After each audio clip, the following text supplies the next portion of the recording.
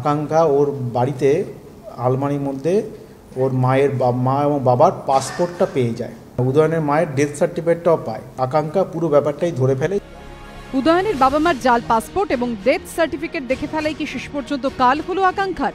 উদয়নকে জেরা করে তদন্তকারীরা জানতে পেরেছেন আমেরিকায় চাকরির প্রতিশ্রুতি দিয়েও তা রাখতে না পারায় আকাঙ্ক্ষার সঙ্গে তার সম্পর্কের অবনতি হতে থাকে।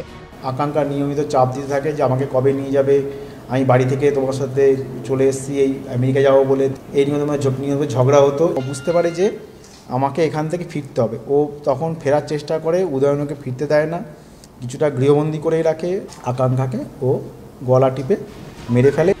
শুধু আকাঙ্ক্ষা নয়, কেন বাবা মাকে খুন করেছে তাও সে জানিয়েছে বলে পুলিশের দাবি।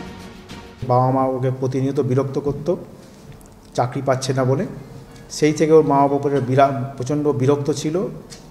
তারপরে ও দেখেছিল যে বাবা মা দুজনেই চাকরি করে বলে, সেই জন্য বাবা মার প্রচুর সম্পত্তি এবং প্রচুর টাকা।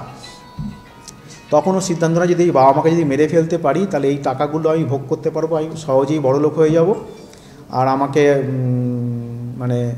প্রতিদিন কেউ বিরক্তও করবে না।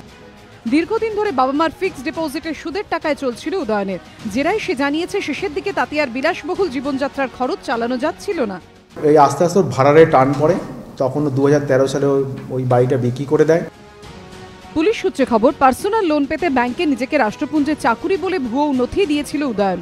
কিন্তু একের পর এক মিথ্যা বলে সাময়িকভাবে পার পেয়ে গেলেও শেষ পর্যন্ত নিজের মিথ্যের গোলক ধাঁধাতেই ফেঁসে গেল সে।